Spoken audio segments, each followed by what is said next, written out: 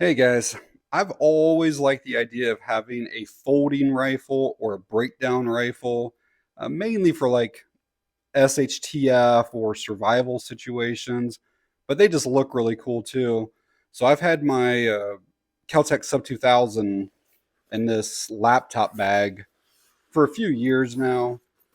And so, yeah, the rifle just folds in half and it's only like 16 inches long and just, stays right in that bag.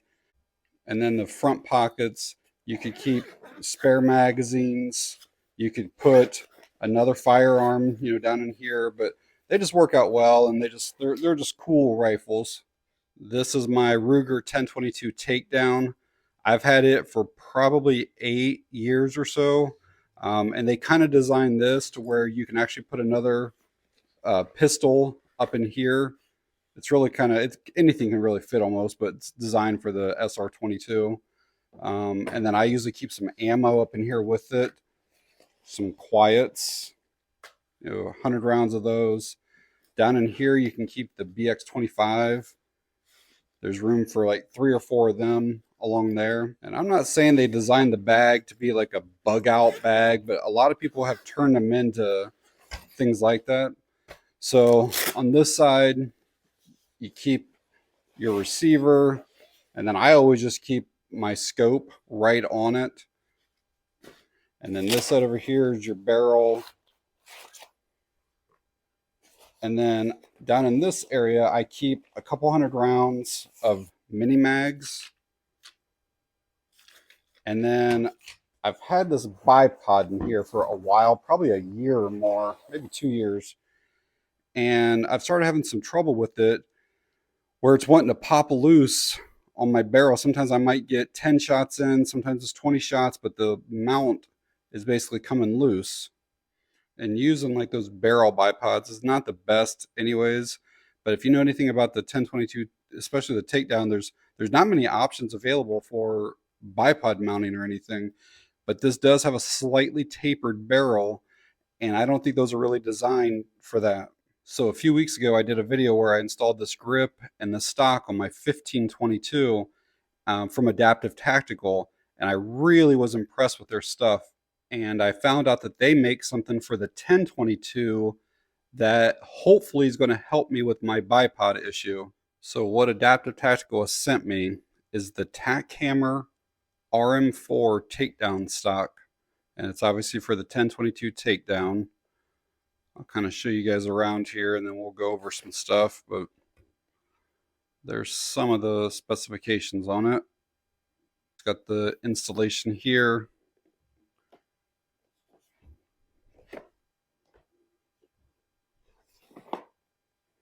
But that's what it's going to look like. So it gives you a pistol grip and then a collapsible stock. And I'll show you this, but you can put your little 10-round rotary magazines down in that. It's going to come with a little attachment here where you could put a bipod there, but it's got something unique right here. I'll show you that in a bit too. All right, so this is what the RM4 looks like out of the box. You can see we have an adjustable stock here. I'm not exactly sure how many positions it is. I can clearly see there's 3 notches there, maybe 4, and it's in one back there, so maybe 5 positions.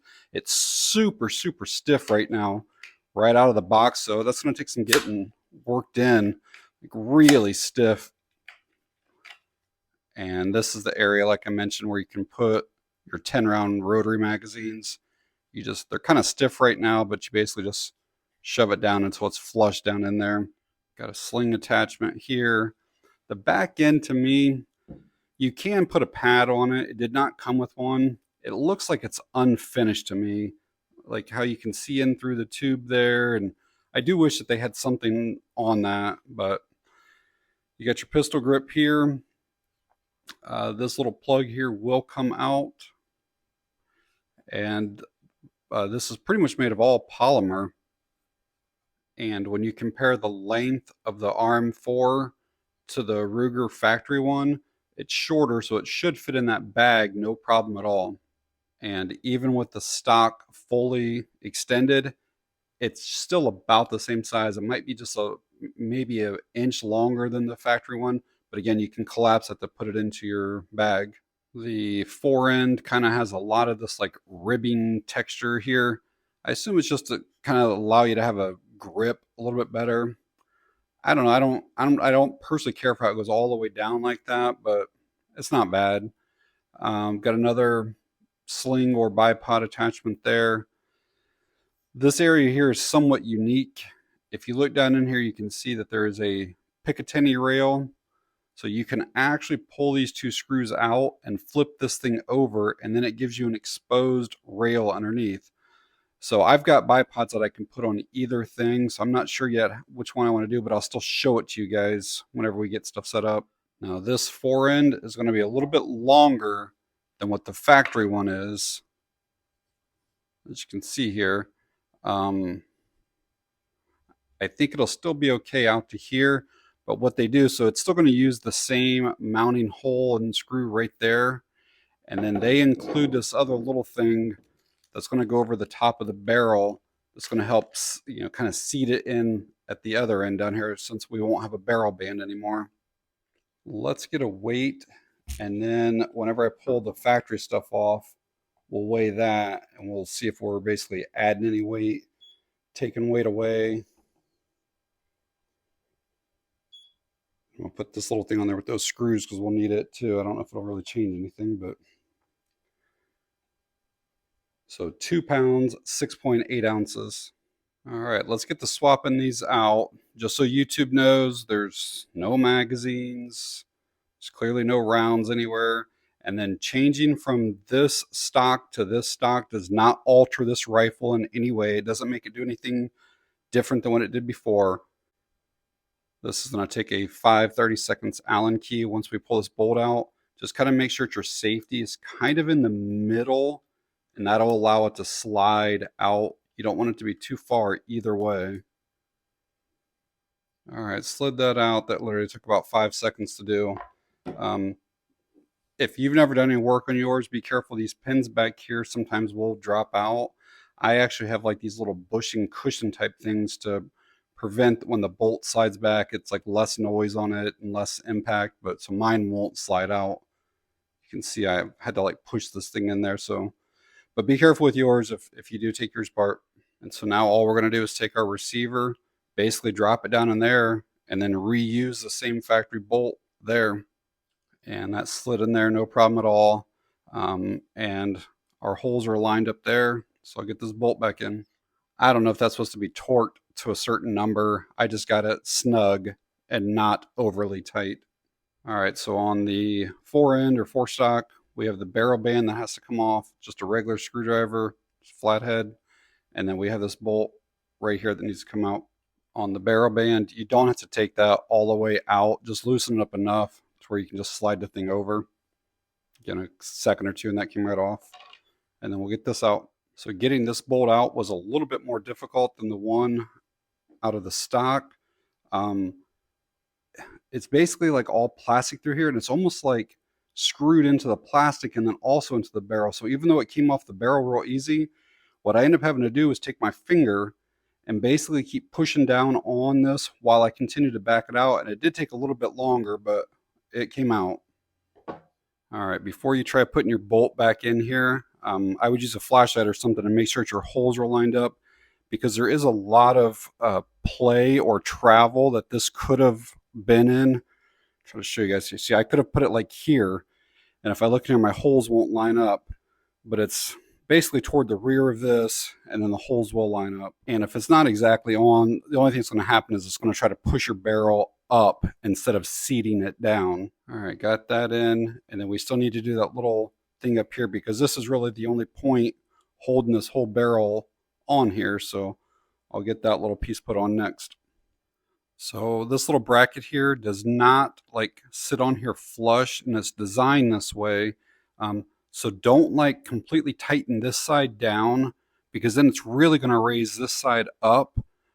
So start all 4 screws just a few threads in, and then kind of do it like in a crisscross pattern. Tighten this one a little bit, and then tighten this one, then tighten this one, but just kind of go back and forth or whatever before you get them all the way tight. All right, I got all 4 of those started, And I'm trying to keep like a similar gap on each side. And then again, I'll tighten this one a little bit more, then tighten this one, just kind of work around. All right, got that installed. I didn't say it before, but there's like a flat front on this, and then there's like a curved. The curve goes to the back, and the flat goes to the front. That's the only way to get those to line up. Those screw heads did feel a little bit soft, so be careful when you're tightening this down that you don't strip those out. That would be a real pain to try to get that back off if you needed to. All right, so it's completely done. Total time was about probably 3 minutes. It's the first time I've ever done it. Probably can done faster than that now that I know what I'm doing. So it took the regular screwdriver, a really small Phillips screwdriver, and then that 5/32 Allen key to do it.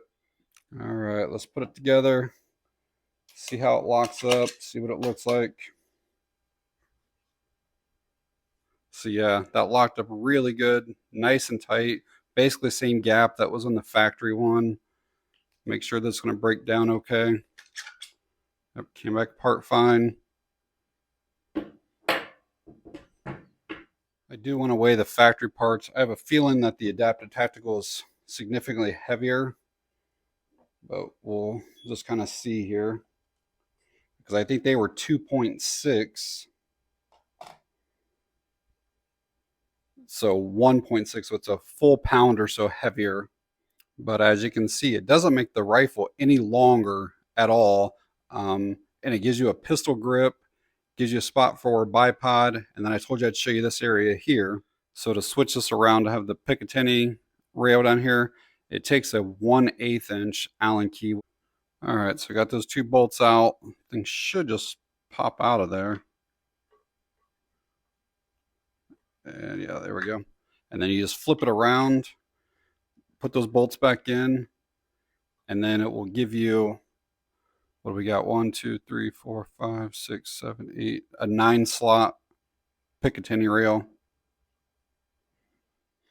So this is like a Harris style bipod, and I could take that mount right there and just mount this directly to that if I want, or I can take this and put this Picatinny mount on it and then mount it to there. So I'll kind of decide which way I want to go. All right, so as it is, let's make sure it will fit back into the factory bag. Yeah, no problems at all with that. Now, I do like to keep my scope mounted. It's not a deal breaker if I can't, but let's make sure the barrel fits. I'm hung up on the sight there. Okay, that went in no problem at all. I'm going to pull this back out, get my scope on it. It may not fit in there with the scope.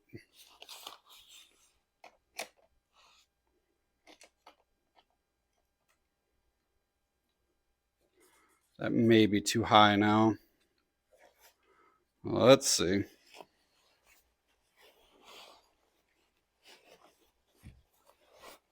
Yeah.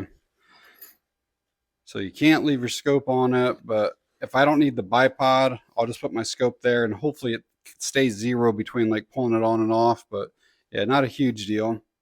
And it looks like I should be able to keep my 200 rounds of ammo in there, scope, and then that should still close. So yeah, that fit in there with room to spare. So barrel, everything's up there. Got the scope, ammo there, and then receiver and stuff here. So everything does fit in there good. I forgot about the bipod. And I don't think it's going to fit in any of these pockets. So I may just end up, whenever I fold it, just basically sticking it in there and then closing it and zipping it up. So this is what that RM4 kit looks like when it's all together. It's honestly hard to believe it's the same rifle, and it only took a few minutes to swap those pieces out. So along with this takedown stock, Adaptive Tactical also sent me this rapid deploy monopod. I didn't know they were sending this out. What we're going to do is remove the bottom of this grip. There's like a little rubber piece on the bottom. We'll take that off. But I figured I'd show you around the box here real quick. There's the installation instructions. Just kind of, it almost looks like we do have to remove that receiver again because there's some type of screw that's going to go down through there to keep that thing up in place. I kind of wish I'd have known that before I put it all together, but again, it's only that one bolt, so it's not a huge deal.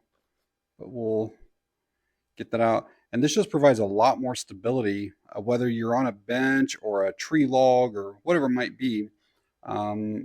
What to figure out kind of how long, like how many notches there are for this thing to come out. I'm not sure if it says anywhere on here, but made in the USA. So let's get it out of here and we'll see what it all is about and probably get it installed here. So yeah, we're going to have to take that receiver back off. The screw will come out and then we'll basically shove this up in there until we can see this up at the top and then put the screw back in, and that's what holds it in. And then this here is like the rapid deploy. You can see all the different positions here. So we can have all these different heights. It actually does look pretty interesting. Looking over this is definitely a plastic. Most of the stuff is plastic up here. Buttons plastic. Even the bottom there, even though it's textured, like again, like kind of ribbed, providing some traction, that is plastic. I would definitely like to see a rubber coating on there because depending on the surface, that can still slide around. I think rubber would grip better. But see it that, and then it locks in every position too, so it deploys out, stays locked, and then you have to push that back in to bring it back up. And so as you can see, this is we're gonna pull this out. This is gonna slide up in here. Now that is gonna add that much thickness to the bottom of your grip. I personally don't know if I'm gonna like that or not, but we'll still get it in, check it out. If I don't like it, I'll just take it back off. All right, got that back out, got that little piece off. And this should just be sliding up in here like this here, yeah. And then I can see right through in there where the little screw goes now. So we'll at least get it together and see what it looks like. All right, got that screw installed there. You will need a slightly longer screwdriver to get the right angle to be able to twist that and get that in there tight enough. But that is what that looks like then once it's installed. And again, you can push that for any height that you need. All right, got everything back together. I don't know, it took just a minute or two. But as you can see, that's on there. And then this will give you a multiple height shooting platform with your bipod, and then against your shoulder. Gives you 3 points that are, touching for more stability. So I mentioned a little bit ago that adding that monopod, adds that much length to your grip. And unfortunately, because of that, it will not fit back in this bag. No matter which way, if you try flipping it the other way, flipping it this way, it doesn't matter. It will not fit in this bag, so that kind of sucks. And for that reason, I probably would not use it, at least not with this factory Ruger bag. And I definitely think it's pretty cool and could, obviously help with shooting stability. Like that thing locks up real solid. This just is not going to work for me. All right, I got that back off. Next time I go to the range, I might install this back because I definitely would like to try it out. But unfortunately, it just doesn't fit in the Ruger bag. I know there's a couple other companies that do make 1022 takedown bags, but I don't have those, obviously. But yeah, I definitely would like to try it out. I showed this buttstock earlier in the video with the little 10-round rotary magazine in here. It's kind of set up right now for a right-hand shooter, but you can actually remove these screws and this and flip-flop everything around. So if you're left-handed, you can set this up for you as well. I also wanted to let you guys know that I did figure out a way to keep everything inside the bag without stuff being loose in here. So what I did was I put the receiver and the bipod here. So there was plenty enough room in this gap right here to fit the bipod in here. So all that goes fine. And then over here I have my scope. I still have the 200 rounds of mini mags. That's all in there. And then obviously the barrel and 4 stock up there. So that worked out pretty well. So this RM4 kit comes in about $140, $150, and it's absolutely worth that. To be able to have an adjustable stock, a pistol grip that actually is like a really nice grip, having the ability to put a bipod on that swivel or a sling, having the Picatinny area, it just really transforms your 1022 takedown into something that's really practical and useful. The only negative that I can see about it is that it does add about a pound to the weight of your rifle. So I obviously go to the range usually 2 to 3 times a month. So I'm sure you're going to see lots of videos with this setup, coming up in the future. YouTube is sometimes funny about leaving links to certain types of websites. But again, this stuff is coming from adaptivetactical.com. So if you want to find out more information on this, they also have another one that's called the TK22, and it's a slightly different style buttstock. And the one there isn't as long; it's only like out to here. I wanted the one that was kind of like the full length of almost the barrel, though. But they do make another version if you'd be interested in looking at that. But all right, guys, that's going to be it on this one. If you have any questions or comments, leave them down below. And thanks for watching. I appreciate it.